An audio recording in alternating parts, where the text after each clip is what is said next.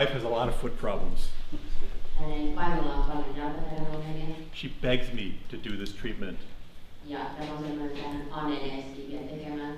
and she screams, Ja hän huutaa. not for joy. Ei. Yeah. Good.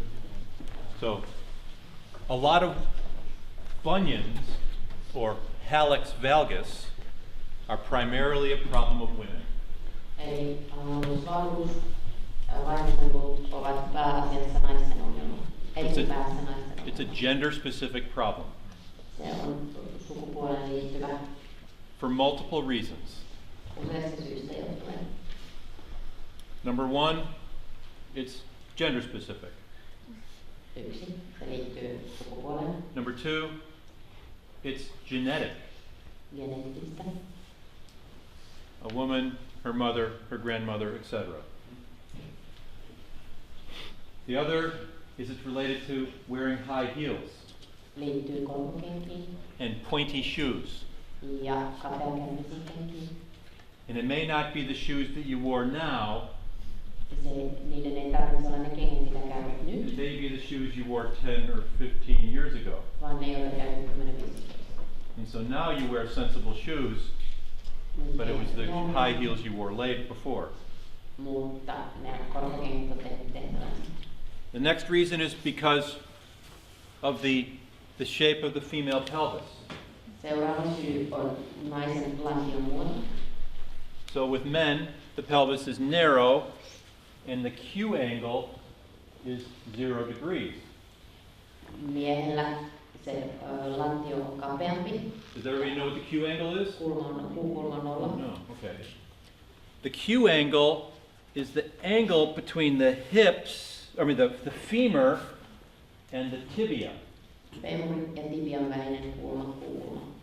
So my Q angle is about 0 degrees. Hänen kuukulmansa on noin 0 astetta. This is an anatomic term. Anatominen termi. In women, because of a wider pelvis, Naisella leveämmän lantion takia the knees become valgus. Is that term used? You guys use valgus? ja, eli polvet on valvuksessa tai alarajat on valvusasennossa. Which means now the Q angle could be 5 to 10 degrees. Eli se kuukulma voi olla sitten 5-10 astetta, Which then causes the feet to pronate. jolloin noin jalkaterät pronatoi. And when feet pronate, the great toe deviates Ja laterally. pronaatiossa se isovarvas devioi lateraalisesti. So when the great toe deviates, part of the reason is because the flexor hallucis brevis is overly tight. Eli osa syy siinä, miksi se isovarvas devioi sinne lateraalisuuntaan, on se flexor hallucis brevis on liian tiukka.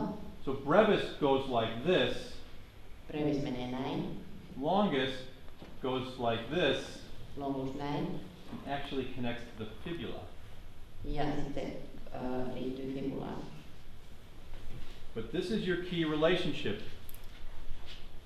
Because then, when the brevis gets over tight, it displaces the sesamoid bones. Silloin kun se brevis on liian tiukka, niin se vetää paikoiltaan ne sesamoiduut. And there's two little grooves at the plantar surface of the distal metatarsal where the sesamoid bones like to reside.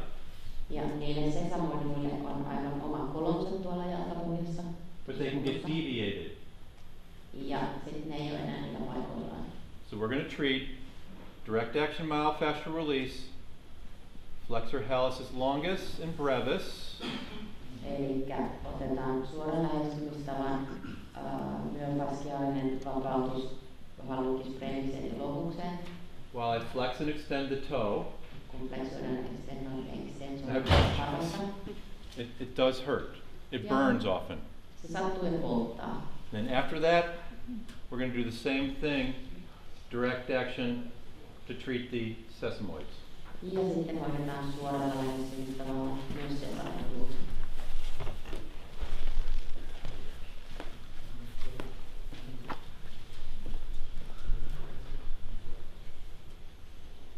Okay, you ready? Mm-hmm. Okay. If this hurts too much, Yeah? tell me, okay? Yeah, I will. You have to say that. You have to give the patient the ability to say stop. Eli aina pitää muistaa sanoa potilaalle, että jos hän sattuu liikaa, niin sit voi lopettaa. Okay. Tai pitää sanoa, että pitää lopettaa. Is that okay or not okay? Yeah, it's okay. You know, part of the problem is you're not that bad here. So I'm going to work towards the heel. Tässä nyt on ongelma, kun sarjan on hyvä. A little bit more sore, eh? Mm. She actually is not that bad, which is a good thing. Okay. Sarja ei ole ollenkaan hullu. So all I'm doing is I'm pushing directly laterally at several locations while I'm flexing and extending the toe to free up the tendon of the flexor hallucis, the tendon of the longus. Eli hän painaa lateraalisesti muutamasta eri kohdasta saadakseen lonkuksen jänteen vapautettua. And the tendon and the muscle of the brevis. Ja breviksen sekä jänteen että lihaksen. There is another way that I treat the brevis with an indirect action technique that we don't have time to do. Käytetään myös epäsuoraa lähestymistapaa sinne brevikseen, mutta sitä ei nyt pääse aikaan. This one might be a little more sore. No? Not that bad? Good. Not that bad. You know, you have such great motion. Mm-hmm. Do you do martial arts? Taekwondo. Taekwondo? No, Do you do yoga? not anymore. You used to. Yes. I have really great toe flexion like her because I used to do Taekwondo. Hänellä on samanlainen liikkuvuus, kun hän on tehnyt taekwondoa. Okay. Now Sarjaluudolla. I'm going to contact the sesamoid bone, which is, because of the deviation here, the sesamoid bone oftentimes deviates medially. Jos täällä on deviaatio lateraalisesti tuossa isovarpaassa, niin ne sesamoid luut siirtyy mediaalisesti. So I'm going to try to get it back in its groove. Koitetaan saada ne sesamoidit takaisin koulunsa. That's a little bit more sore. Mm. So it's really, how many people saw the change in her face?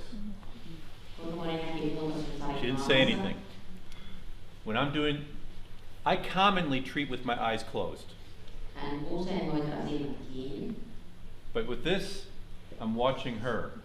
mutta tätä tehdessä hän katsoo potilasta. And there was a point where she went like this. Ja siellä oli irvistyksen alku. I once asked a dentist friend of mine, does he study facial expressions to know if he's hurting people? Hän kysyi hammaslääkäriystävältään, että tarkkaileeko hän ilmeitä katsoakseen, että sattuuko. And he said that in his school, that they were taught to look at facial expressions, but to look at the hands and the feet.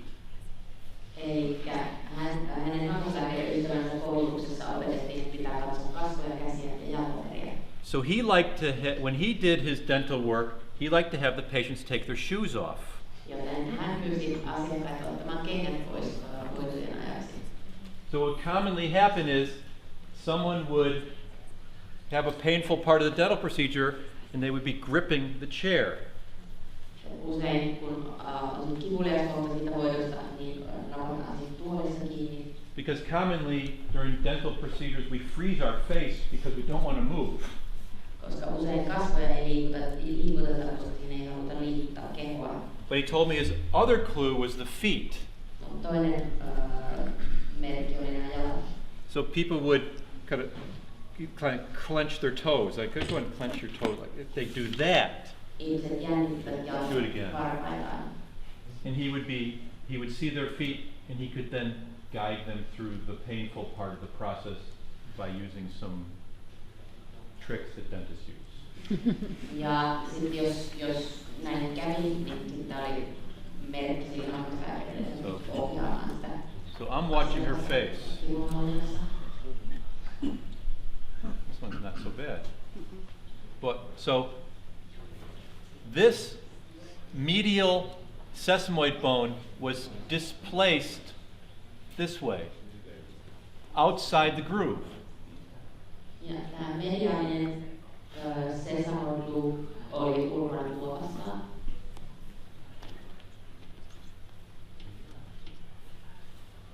You got great feet. Hyvä. Has anybody ever told you that? No. Start to sound creepy. Me too. Come on.